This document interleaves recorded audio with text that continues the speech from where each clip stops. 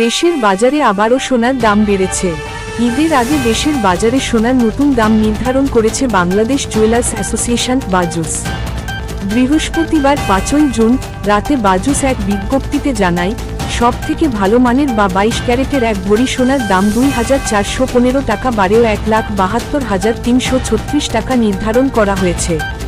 এছাড়া 21 ক্যারেটের প্রতি ভরি সোনা 1,64,497 টাকা, 18 ক্যারেটের 1,40,994 টাকা এবং সনাতন পদ্ধতির প্রতি ভরি সোনার দাম 1,16,640 টাকা নির্ধারণ করা হয়েছে। বাজুস জানায়, স্থানীয় বাজারে তেজাবি সোনার পিওর গোল্ড মূল্য কমেছে। ফলে সার্বিক পরিস্থিতি বিবেচনায় সোনার নতুন দাম নির্ধারণ করা হয়েছে, যা শুক্রবার 6ই জুন থেকেই কার্যকর হবে।